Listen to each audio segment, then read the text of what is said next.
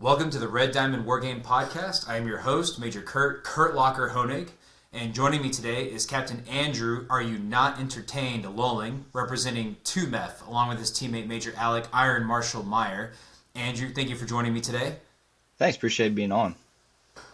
Please note that all opinions expressed are entirely those of the participants and do not reflect the United States Marine Corps, their units, or any other organizations of which they are a part. So, Andrew, let's kick this off by you giving us a little bit of your background and how you came into wargaming. Yeah, so I joined the Marine Corps back in 2012, was the basic O3 life, then switched to the dark side back in 2018 now, and then became a logistics officer. So I've been bouncing around all the MEFs, and now I'm over at the 24th MEU right now. So for wargaming, I've always been my wife calls it nerd, but like my degrees in history, my master's in military history, love anything historical like that. And then I'm a huge gamer, especially any type RTS, any strategy games. I play all the war games possible out there for grand strategy. So when I think it was 2-3 years ago when it came out on the Mar Advents, I hopped on within the first 5 minutes thinking that 1,000 slots were gonna get filled within 10 minutes. And then after that, I've been nonstop on this all the time. No, that's awesome. Yeah, I got in when the first Mar Advent came out for Top Tactics 2 years ago and haven't looked back. So it's definitely been growing since then. And you competed at the Commandant's Cup last year. How did it go last year? Last year was okay. I think we finished in the middle. Okay. So it wasn't the best, wasn't the worst, but I can be at least I wasn't last. So, it's always a good day. That's always good. And Iron Marshall was your teammate last year as well, correct? It was not. So I'm trying to. It was Lieutenant Davis. Him and me had never worked together. We were both free agents, and it's hard to find anyone at a MU command element. It's pretty small, so I've never had a partner. So last year was just a random person for the tournament. Okay, how did you and Iron Marshall get together for this year? Same thing again. Him and me were both free agents. It sounded like I never had a teammate. His teammate bailed too.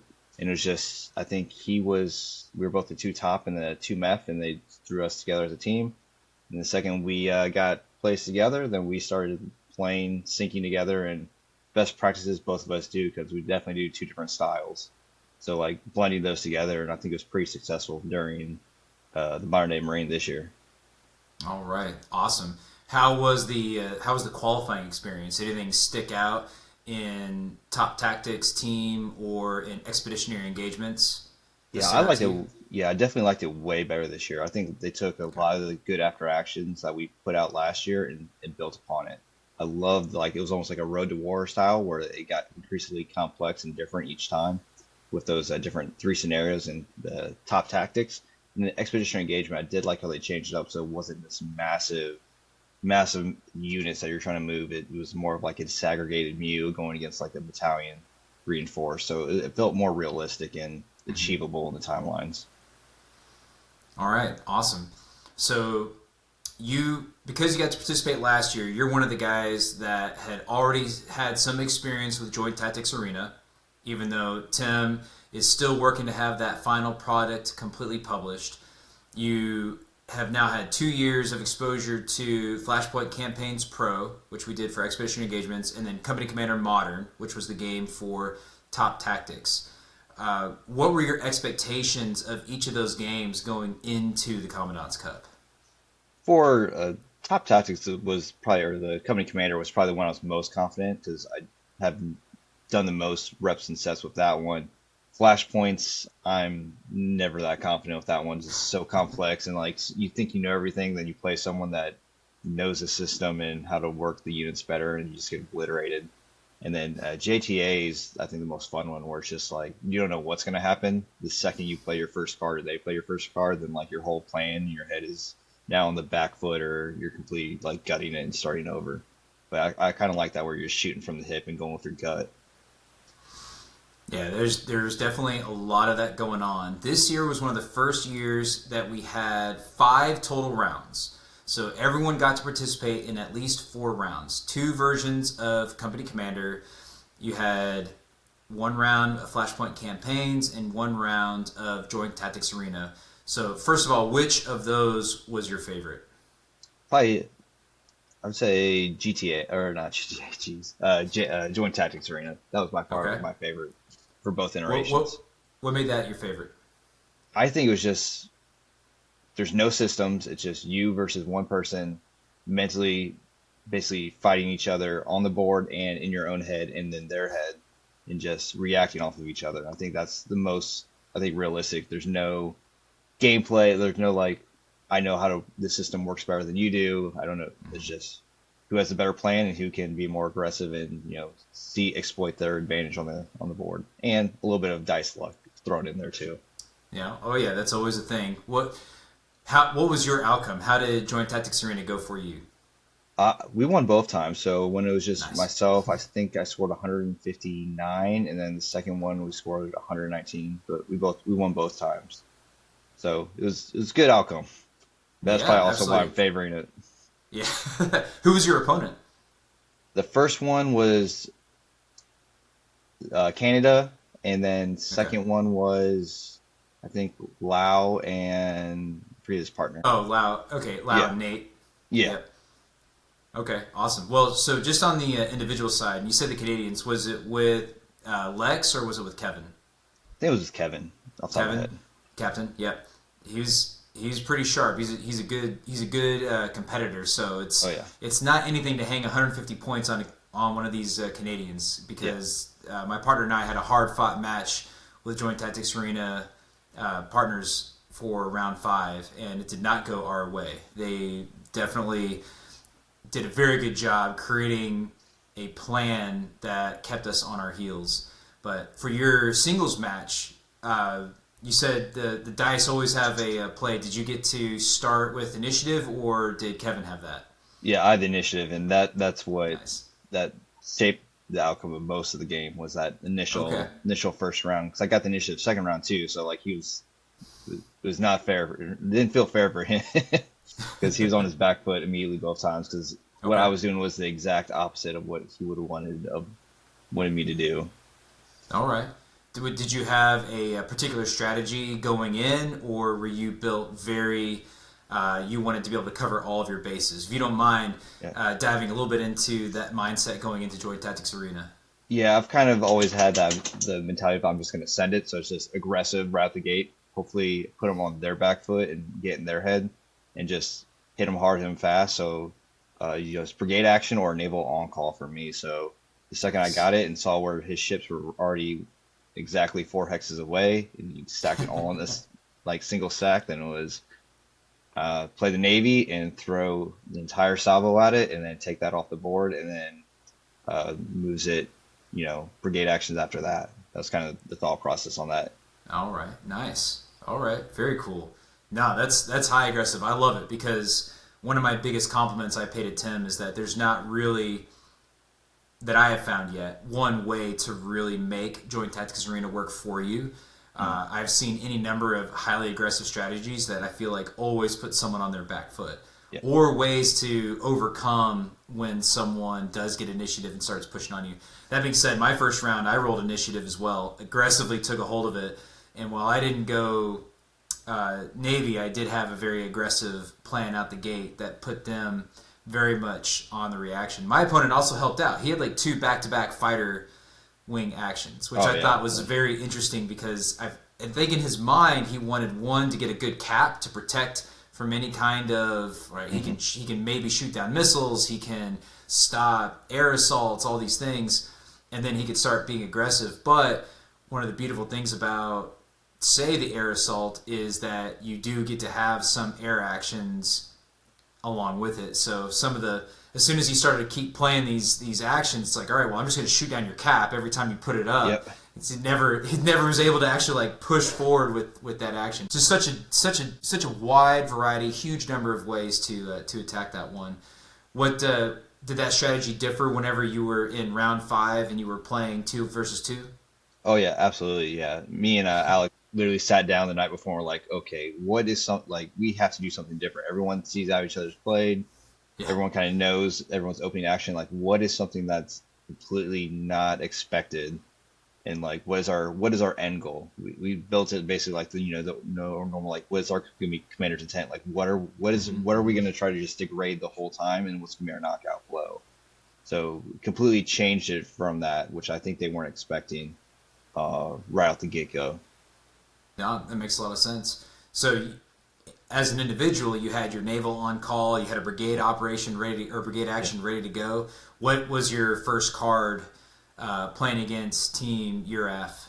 Yeah, so our whole plan was it was basically wherever they stack the most cards on the air. Mm-hmm. We know they're going to air assault at some point, so just take that off the board. We're going to throw everything, and hopefully by round two we can capture the airfield and Nice. go from there. So like right from the get go, it was like back to back brigade actions. We wanted to do Okay. aggressive.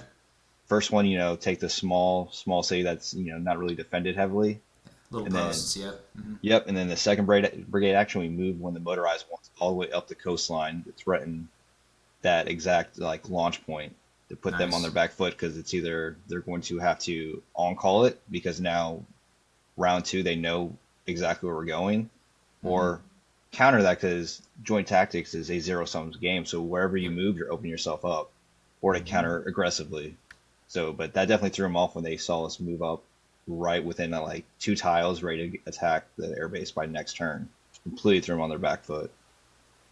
No, that's a tale of two different games for me because as an individual, being able to set the initiative, I was able to do that pretty aggressively. Where as soon as there was a gap, I was able to play airborne and drop four battalions in and take some pretty like aggressive actions, and that was awesome. Then on the other hand, playing the Canadians, not having initiative, and very quickly realizing like, wow, they're about to overrun my airfield. Yep. I better one use the air while I still have it, and just aggressively do whatever I can because I don't have a way to defend this. Like Yeah. I'm about to lose my airfield. There's nothing I can do about it. So I got to do everything I can because those assets are going to be gone. And the funnier part was we initially had an air wing action that was meant to be a follow on to naval action, the goal being to remove all the ships. This was the first time I've ever seen anyone go all the way to the back row and do one ship per hex. And it was very funny because I had joked with my partner about that being like a last minute course of action, right? Fire and then move with the naval action. It's like, hey, in the worst case, we can shoot and then instead of trying to rearm, we just pull them all back so that no matter what, they have to travel however much distance. And they opened with that strategy. Yeah. And it wasn't effective. Well, I mean, maybe it was their intent. It actually became more effective because of the ISR limitation. Yep. Because it just became that Absolutely. one roll. If I couldn't see it, I can't shoot it. I see them all there. And so it turned into this ISR of like, all right, I missed the roll. I can't see any of their ships. I have a fighter wing action. What do I do? And it became this like I have to make a decision that's going to make them react to me. And so we just aggressively went after the airfields. Like four strikes all against the airfields that are going to support the airlift. I'm taking away his airborne assault capability since he denied my ability to take away his ships. It worked for the most part. I wasn't able to destroy the C-130, so he was able to parachute dudes in, but he was ready. The Canadians were ready to airlift like everyone, and I denied that at the very last minute. So I'm like simultaneously proud and ashamed of like that was the choice that we made. But that Yeah. sometimes initiative will do that to you. Yeah, they So did a pretty similar thing. They spread it out, but put it within three hexes of every base, so they had that air sure. defense. Mm-hmm. So knowing that they spread it out, we did that first naval when we finally played the naval action before round two. We just hit their airfield with Yep. everything that could get launched. So they tipped their hand of what air defenses they had there too to target that. Mm-hmm. And then we shot and moved to copy them. And since we're all out, move the LPDs to the back squares where they can't hit it like that, but then move the rest within the Yep. cities to have that extra air defense because we knew what was going to be coming with them. So it's like mimicking their strategy, but seeing what they did to take it off the board and just like what you guys did, just level the airfield, take something else out instead. Yeah, it's such an agonizing, and I love it because it just forces you to make those decisions. Yep. And I know that's absolutely what Tim is going for. Like he's Yeah. trying to make us account for all these different domains, Right. You can try to protect one thing, but like you said, it's zero sum. You're going to expose something else. And that being said, like huge props to the Canadians because they thought through. And I have to stop. I have to give them additional props. When I say they thought through, they were given that morning notice that they were going to have an opportunity to play in the finals. So they had absolutely tied one on the night prior, as I would expect a Canadian team to do. And they were ready to spectate. And on the way from like shaking off the hangover and making it to the arena, they legitimately came up with some of the best strategies I have seen in Joint Tactics Arena so far. So I've definitely learned a lot more. All it's done is make me want to play again because he stacked brigade actions and I pushed back based on the choices that I made or I say that we made, my partner and I, and they were incredibly reactive, but they were still able to bury a tank battalion inside one of my cities, and I could not get them out. That was a devastating move just because once you have that tank, which already requires like an 8 to even take down a step, now is in a city, so now requires a 10. And now you're down to like, well, my tanks are busy fighting his cities, and now who do I have left that's going to be able to come in? I have to plus them up with every loitering munition, every artillery, every air I possibly can to try to dig this guy out. And I was never able to take out all of that tank battalion. Yeah, because one of the things I did with against Canadians that they were like, "Oh shit, you're allowed to do that," was I stacked all 4 LMs in the tank brigade that I knew was gonna be getting out of there and leaving that center city exposed. However, when I stopped, I made sure that next city, the loiter munitions I launched, which had that 12 range, that then I put on every single road. So that the second they do a brigade action, they're going to have to go through all the loitering munitions and make it like a shield. So at least I get a shot where they all of a sudden now he's only able to attack, trying to move through because I suppressed it. So it's not really knocking anything out. But when you only can attack, or you didn't really attack, 1v1. So like I think the loitering munitions, like getting creative with that is really key too. Because like I was just using it as a shield and not bumping up the attack if I knew I was going to already win. With going against like a motorized one. No, that's an outstanding use of the loitering munitions, and we never even got to that point, unfortunately. You only have up to 6 total. You can only regenerate 4, and so we would spread our 4 out. Maybe we would plus up 2, but then give 1 to an air assault battalion just to give that +1. We're not using it the way you did, which was, again, fantastic. If you can result in a suppression, that's great because 1, you've revealed what it is, and that's nice. Because it helps figure out what their strategy is before they're actually able to implement it. And 2, if you're able to achieve suppression, well, that's just great because now it can't even defend itself nearly as well as it would have in the first place, and it's simply not. They are now having to react to you, so that's fantastic. I have not even gotten a chance to employ loitering munitions that way. I'm looking forward to the next time I get to play this game. One of the new additions, what were your thoughts on the security force element? I loved it. So it was like not a nice little added extra. Can't really do anything, but it stops the overrun. That I think was a good improvement where it's probably realistic. You're not just leaving. I think of it in my head as like some type of small detachment that stays back. It's not going to win. It's not going to win a fight, but it can slow down or possibly stop someone. What were you thinking? Did you use them forward, to the rear, both? So I changed up both games. So the first game I used it in the cities when I moved everyone out. The second game, when we were really hyper aggressive and had like 3 brigades forward, like we had nothing in the rear. So basically we were using them as forward, basically speed bumps. So we were putting them on woods along any path that a team could take or any maneuver stuff. So that it would have to engage it or spend the money to bypass. But, if it's a tank one, it doesn't have the ability to really eat any, bypass through points. Right. So we're using them as those like forward edge, 1 square away from them. We know you only can take the road. Now you got to take a, security debt with it now too. Okay. We're using that also with all the expendable stuff. So if it was like, we have no air unit left. Rest and Reef, they were throwing you up with these along the Nice. line, so you're going to have to do the gauntlet of these overruns. I legitimately did that with a Lacum because I just made this decision. I was like, I'm not using the missile strike. I'm not getting the bang for my buck for the missile strike. So now that just becomes this unknown token. He's either going to waste ISR or he's going to waste a maneuver unit, and he's going to run this thing over and be like, "Well, this is just a Lacum." Like, yeah, fine. Like Yep. but you had to address it. You couldn't just let it turn out to be a battalion, a maneuver battalion, and then you're really in trouble. I will tell you though, the funniest thing that I ran into was leaving them back behind in a city, attempting to rearm ships, and that being the only reason why a ship wasn't taken via overrun with special forces. So I didn't even think about by that.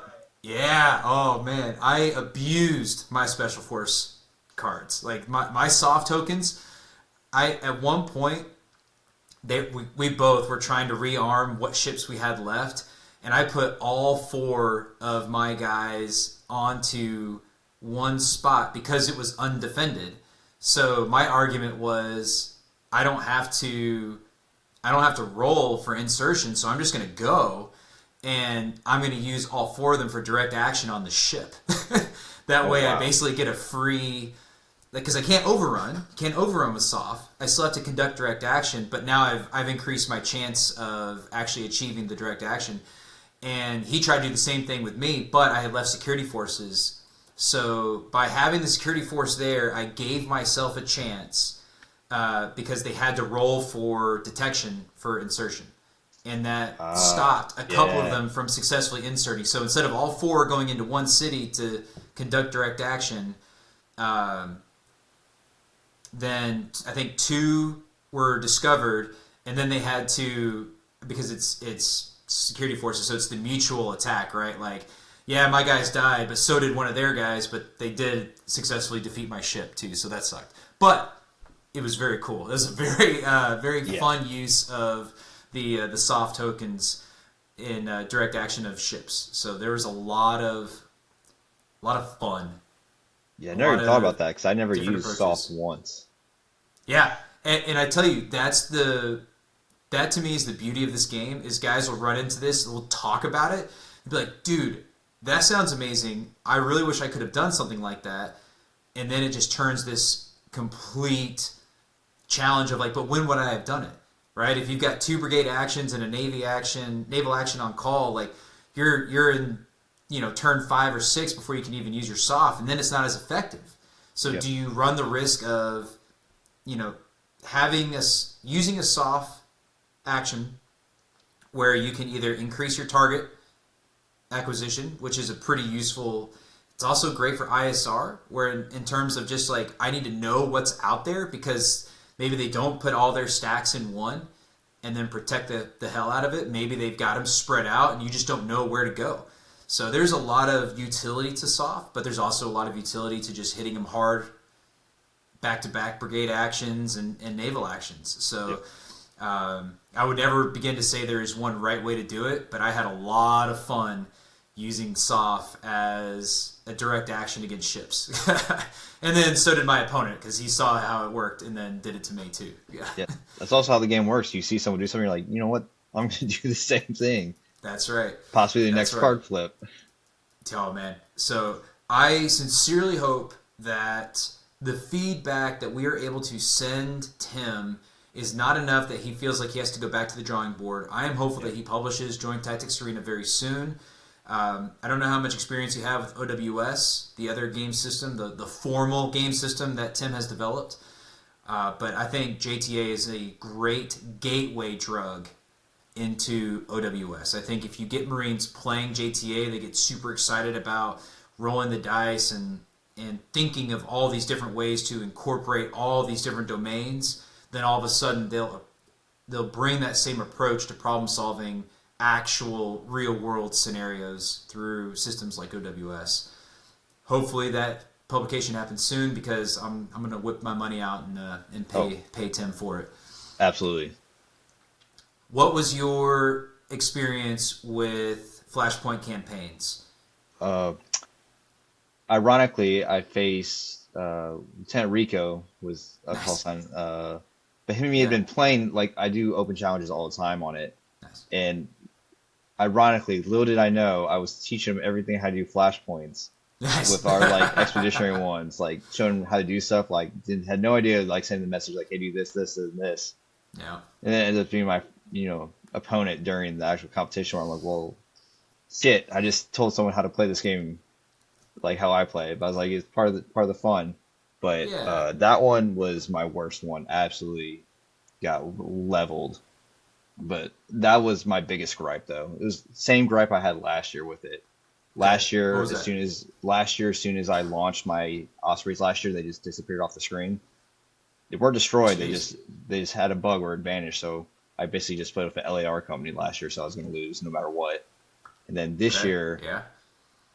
smart on him, he put literally everything on the water line, Yeah. like every single thing he had. So my forces, as soon as like I hit go, melee engaged, Yeah. like missiles coming down. Like my entire force was gone within 2 turns. And only made it halfway.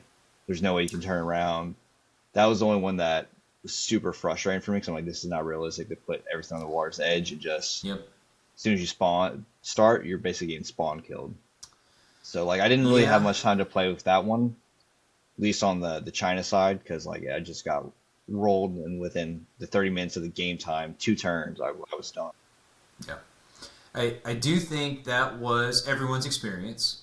So I think the only people that didn't have that immediate experience were whoever played it first. So I played Joint Tactics Arena first. What was your first game? Uh, Top tactics, or so company commander. Company Commander? Yeah. So I think everyone who heard how the first round went immediately knew, hey, if you're Taiwan, if you put all your assets on the water's edge and you turn them to like aggressive shoot, then you're done. Yeah, Like it's cake after that. And I think it turned into who had the wherewithal to start hiding some of their PRC assets. Because that's about what happened to me. I only had about 2, maybe 3 assets left. One of which actually took a victory point, which I thought was hilarious. But only having like 1 LAV unit, like section at best, was left. Certainly not a platoon, but like one EFV section is all I can't even say it was EFV. It had to be some kind of recon asset. Um, that was the only thing I had left, and like 1 LCAC just floating around yeah, somewhere. That was it. And my opponent still beat me because he had at least 3 LCACs that had like tried to sneak around the back. yeah, But I mean, no one was ashore. It didn't matter at that point. Um, and yeah, I think it's disappointing when you run into scenarios like that, just because there's a lot of creativity among these competitors, and none of us got to truly demonstrate that. I think the mechanics of Flashpoint campaigns are outstanding, but I actually think that makes it very hard to game test and scenario test. And I wonder if that's kind of what happened, is you were able to mathematically break down like a balance of forces. It's like, hey, this is an equal footing, but it just became like, well, sure, but if they're so sensitive to destruction in the water, then it doesn't matter. yep, And if you don't play test it to discover that, then you end up not truly making good choices.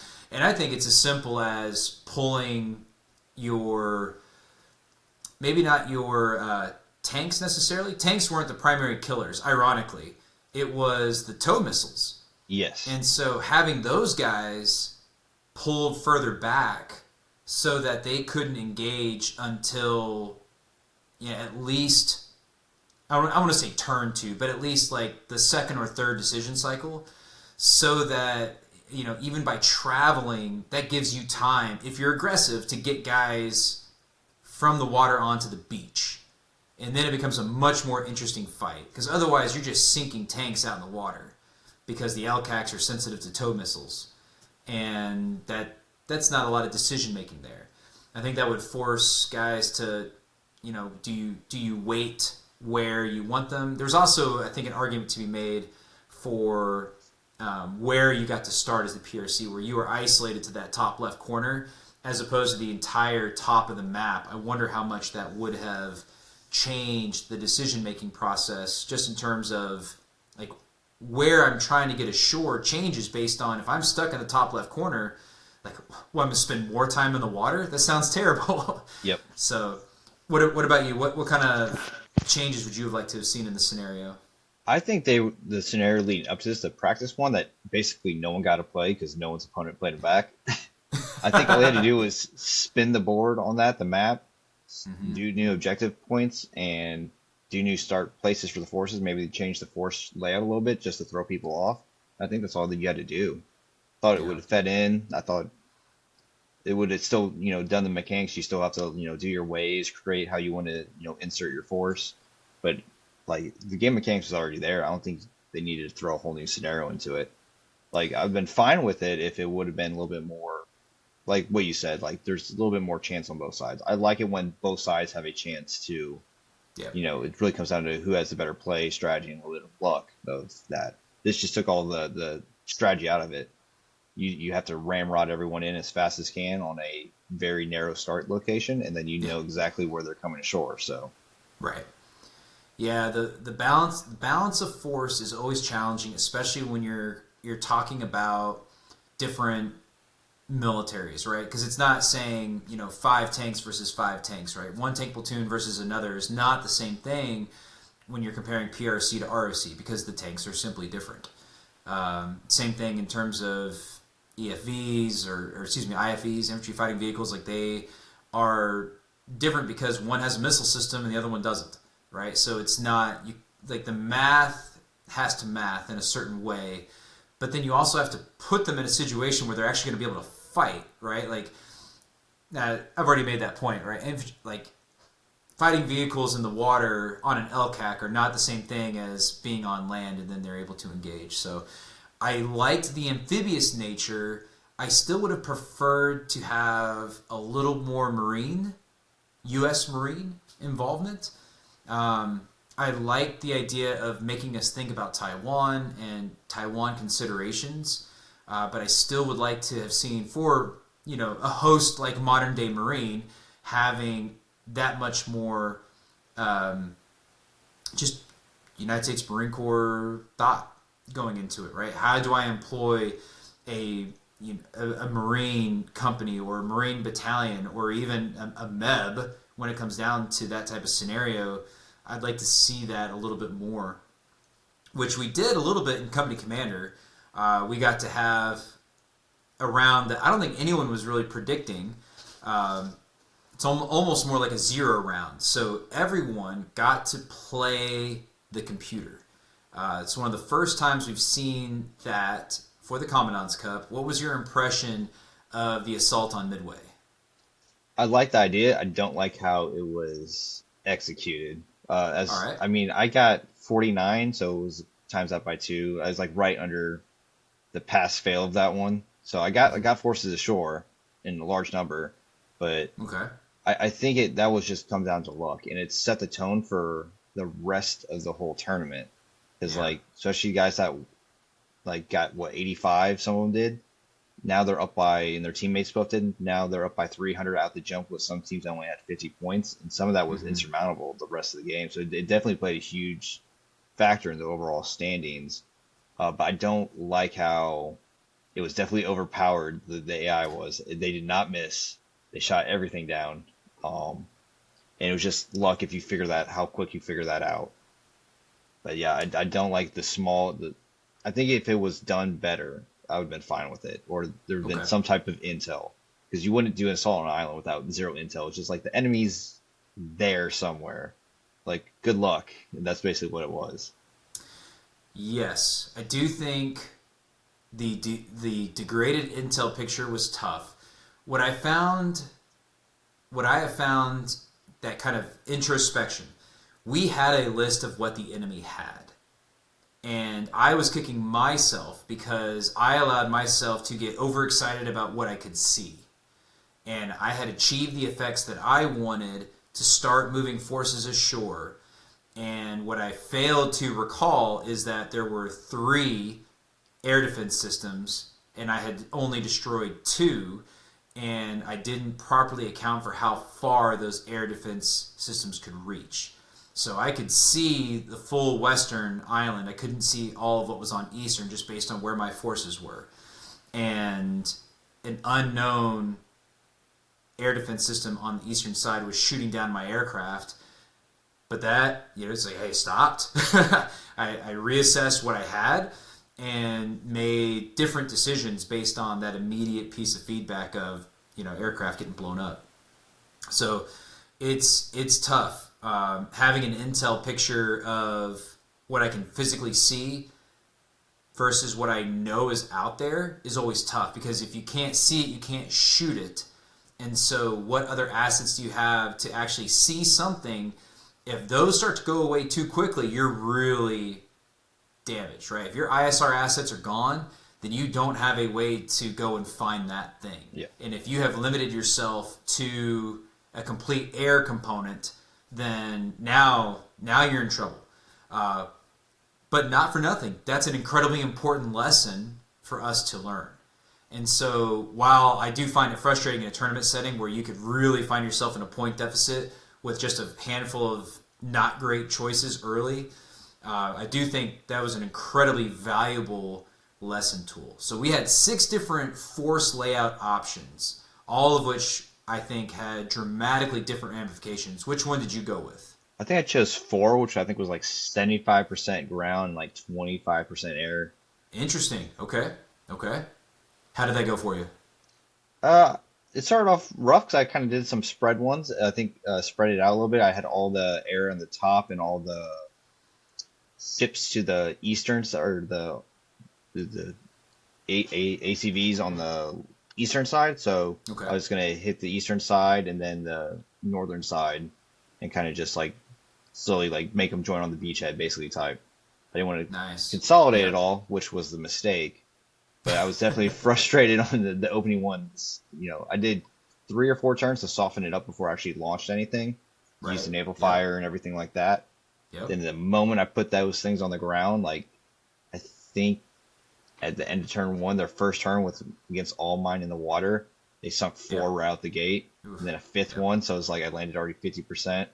And then like I started moving the air. They had no air defense other than like man pads. And I think they shot down 3 or 4 of my helos. But I then tucked everything to that bottom corner and just slowly fought its way out. And then they had one lucky, I think it was like mortar round. Basically did a area kill with, because I was so bunched up trying to move them out with 2 infantry units, and then game ended. But like they were like 1 or 2 more away from me actually winning it. So I was irritated, but like absolutely. once I figured out in the first couple ones, I was like nope, like all stop. We were going to just crunch into a corner and fight our way out. Yeah. But I definitely like the component. I think it's something we could do next year. I want them to keep it, but like they probably should test this out a few times beforehand. Because like I do like though, because if you played that mission back again, almost all of us probably could get like an 85 or higher, knowing the mechanics of it. I do like that uncertainty. Yes, and I do think that it's tough to know about the enemy air capability. And that's a very specific memory of last year, watching Iron Marshal immediately negatively react to one of his red air being destroyed from a Marine Corps Mattis system. And he's like, I didn't even move it forward. I just moved it south. And it's like, no, dude, you can't move it at all. And it's just one of those, like, you can't necessarily blame the game, but it doesn't show you. There's no visual indication on the game of how far-reaching those anti-air assets go. So you have to assume it's the whole map, and as soon as you move, it can engage. And so if you don't know that going in, you're going to lose a pretty critical asset very early. And so I levied that experience going into Midway, and it's like, I am not moving a single aircraft until I have confirmed that I have destroyed X, Y, and Z assets. Yeah. And now again, I let myself forget that they had 3, and I can't remember which whether it was the Gideon or whether it was the man pads, but I left one and it immediately shot down an aircraft, but I didn't move anything else until I had addressed that one. And then it became like, all right, I'm not moving anything except to the very foothold to get artillery down, because once they're down and I get a little bit of infantry down, then I can have them put up a loitering munition and I can use that to see the rest of Western. And then as soon as I did that, I found the last ADA, destroyed that thing. Now I start flowing all my forces in. But that was a lesson from years past. I brought that with me coming in. Especially the other piece too is if you don't practice with that 50% permissible loss rate, then you will be too aggressive.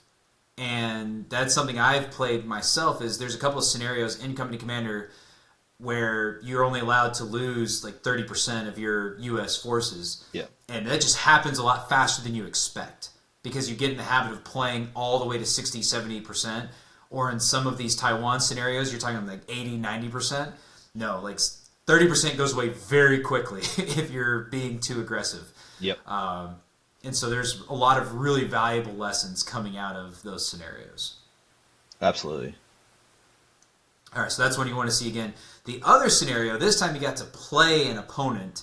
Now, you got to play Lieutenant Colonel Reeves. You got to play LT Rico 05 in Flashpoint campaigns. Who was your opponent for the Highway of Death scenario? Army, so Major, Nice. Oh man. Forget. Yeah. My mind is slipping me of who. Major O'Keefe. Major O'Keefe, yeah. All right, so no pressure, but he was the eventual overall winner of the Commandant's Cup. So how did that fight go for you?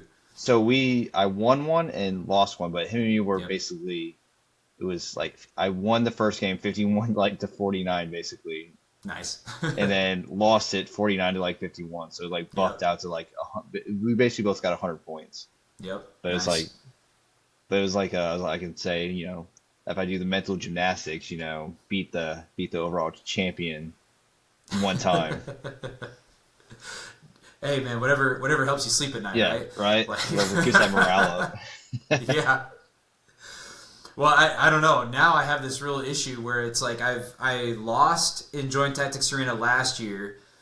I won my individual match this year, which made me feel really good. But then I played the Canadians, who I lost to last year. So I have yet to beat the Canadians in Joint Tactics Arena after 2 years. And that is becoming this growing piece of angst in my heart that somehow these Canadians, I can't seem to get past them. So I have to reconcile that later on down the line. And Lex knows that. I gave him plenty of hard time for having now beaten me twice in this game that I really, really enjoy. What was your impression of the scenario for Company Commander? I liked it. It wasn't terribly bad. I like it built off the other scenarios. One thing I didn't like is it was basically a hit them, hit back in the middle of the highway with like no maneuver really you could do. It was very limited. Yes. And like I wish it would have been more. I loved the first three ones going up to that, where it's a combination of air, ground, land. It was like you could pick your own way. The maps were big enough that you could kind of do your own strategy that's different, and then kind of play around that. This one was like, there's no way around it. You have to go up the highway. You're gonna have to face the Abrams that cannot get killed for anything almost. Yeah, seems like it. Yep. And just like go back and forth. Dismount your infantry in the cities and then fight it out. But there was not a lot of maneuver that you could do within the 15 turns. Yeah, any scenario where I felt like I would create this course of action, I incurred a lot of risk because I didn't know whether it was infantry, tanks, fighting vehicle. I didn't know whether or not it could traverse a certain area. And I would find out too late that I couldn't do it. Yeah, and no amount of flipping back and forth between the satellite imagery versus just the hex map, like it did not indicate to me whether or not something could or could not go. And so I wasted several turns of like slowly working my way, and then I couldn't go any further. And that just became like, okay, well, I guess I should start going back. It took me 5 turns to get here. I got to turn around and go back, and I only have 15 turns to play. So it's going to be hit or miss on whether or not I achieve success there. My opponent was Matt Evers, who was a part of the winning team last year. He is no slouch in playing this game, and one of the key pieces to this, and I don't know necessarily if I blame the scenario or if it's just sometimes you have to recognize how important words are. He gave an extra bid to get one more victory point, except that wasn't a part of the victory criteria. You only had to have 2 more than your opponent. And so by having 3 more, he didn't gain any additional points. And in so doing, he exposed a lot of assets that at the very last minute I was able to destroy, and that actually worked in my favor. So had he held back, then arguably he would have just completely smoked me in both scenarios and not just the one. Because I think that's about everyone's experience. One person won, one person lost. It became by your margins. Was it a complete destruction? Was it a big fight? And I got to hand it to Matt. Like, he fought an exceptional battle with all of these limitations that we just described, and it kind of came down to, had he known that, he probably would have edged me out that much more.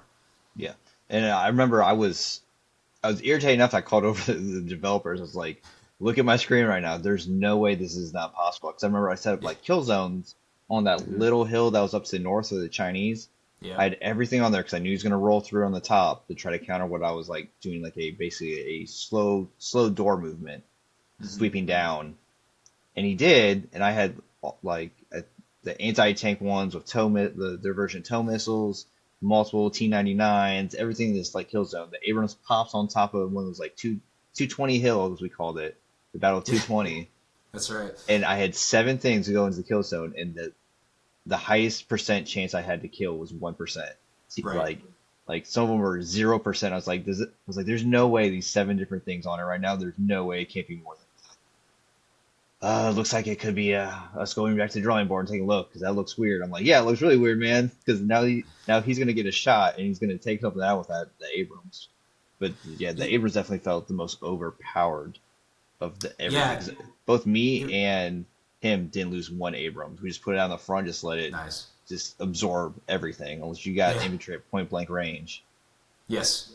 And it's fascinating to see the way Company Commander is built, because it is built with the engine, right? So it's not just built, per tile. If there is a weapon system, it has its own percentages of resistance to all the other things. So it's not just that they've created a tank that can't be blown up.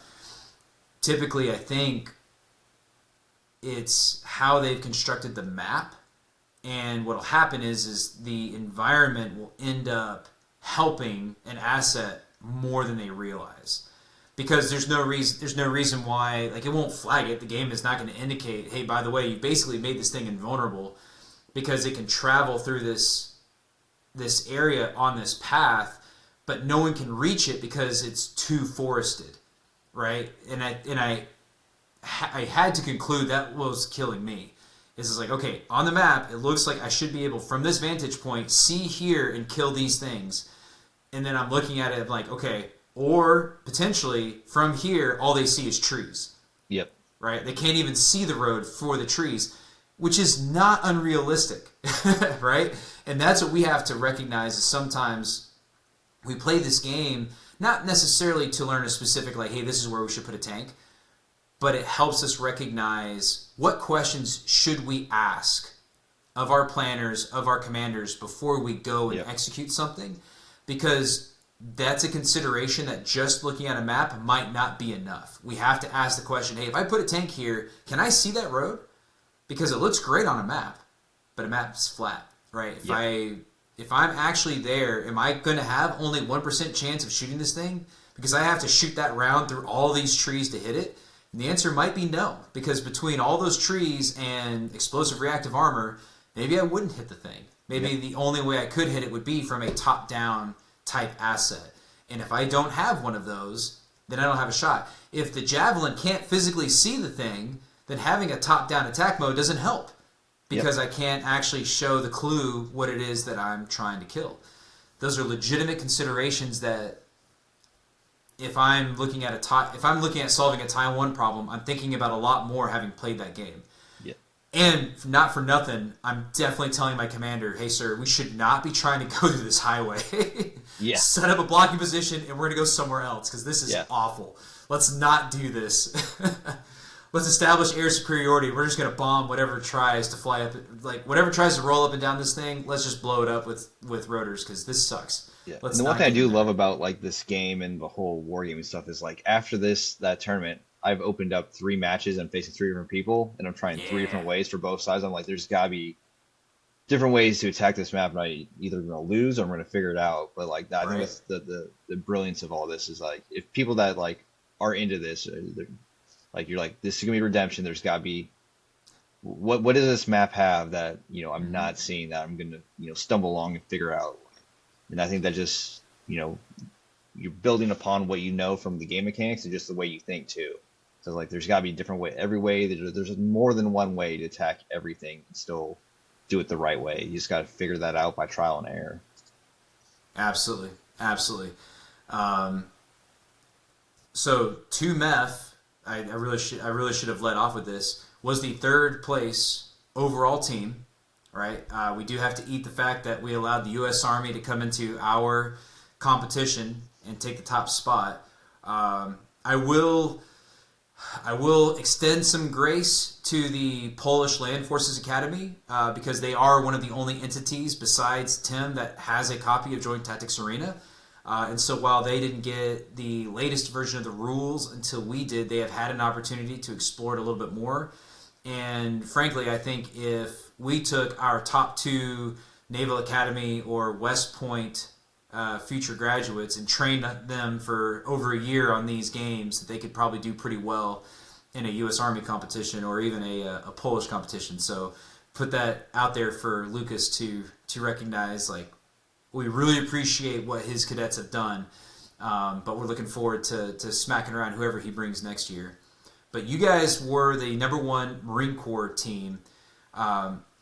So first of all, congratulations. And Appreciate it. second, what was your overall impression of the level of competition this year?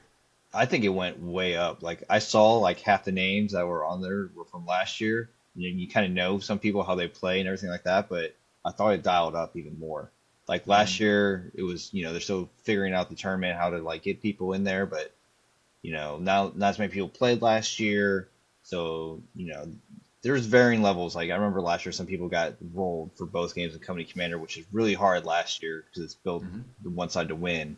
And I think this year it was you went into every match with you could lose. Like it is on the Yes. table. Like and like you don't know if you're gonna win till maybe like the end of the game. Like it is every minute counts, every round counts, every card flip counts. So I love the competition this year because I like facing people that it's as much as people might just want an easy win or something like that. It's not fun for me. Like Right. I want to know that like like I'm okay. I always like tell my Marines like if we're doing training like it's a controlled environment, like it's okay to lose. Like Mm-hmm. sometimes losing is the best medicine for us. Like you That's understand right. what absolutely did not work. And as long as it's in a controlled environment, like if you're in a situation like that, you're not never gonna win every situation. So if you get uncomfortable, losing, not on purpose, but like the situation calls for it, and you end up losing, like you're gonna learn a lot from it. So I think no matter how you like, if you won or lost, you learned a lot this year, and like no one seemed like they got blown out of the water. That's right. Absolutely. Is there anything that you hope to see in competitions going forward? Yeah, me and Alec talked a lot about this because, it's hard, to make sure it's the absolute top people, which, could maybe not be me next year. Hopefully it is, but, was like, especially for company commander or flashpoints, amount of people that quit and stuff like that, send out the email early. So like, cause once the email list got sent out, standings, and I saw people's email, started hitting up the people that weren't playing back, like, hey man, Yeah. play me back like now. Yeah. Um, Do this. Mm-hmm. yeah, and I think the other one, especially for some like top tactics, is like a March Madness style. Like You win, and Okay. you keep moving on. Like if you really want the top, like the true top bracket, because like I remember one of my like I saw some score for people were getting like 99s or something like that. I'm like so the guy just got Yeah. absolutely like had no idea what they're doing. So kind of like inflates scores. Yeah. Because I guarantee if we Yeah. did a breakdown of people's top tactics or like the company commander scores going into this tournament and then how it actually played out facing people of the same skill set, I have a strong feeling they probably didn't weren't the same. They probably Yeah. switched, because competition changes. But I think if they did some type of March Madness style, people have been playing for a while, maybe are a little more higher seeded, but like gives other people more reps and sets. Because like if you never played that game and you face someone like yeah, like Matt Evers, Yeah. Oh like yeah. you're gonna get absolutely toasted your first game. Like That's you're right. not gonna go around beating something like that. Yeah. Your first time playing a game like that. So I think if they did something like that, they get I think a better testing going into next year's tournament. But that's also a lot to put on Tim and his team to try to like do that, Correct. especially when they can't even get they're still trying to figure out with the developer how to like get the right scores. Yeah. But that was kind of And like my thought process. no, absolutely. I would definitely agree. There's some opportunity there, and I do think that we are starting to see the inklings of what Tim's ultimate vision would be, where Marine Corps University isn't the host of the tournaments that would eventually qualify someone to the Commandant's Cup. I think he would like to see eventually some form of either the MEFs or even lower each host their own competitions. And I think that's where you would have a greater opportunity. One, to make sure that people actually participate all the way through, and two, you expand the pool of participants so that the novices gain the experience, but they eventually knock themselves out, and then the top performers do eventually make their way into even the like a final round of qualifying, which would be hosted by Marine Corps University, filled with participants that you know are going to complete every round and are really going to be the best going at it. So, um,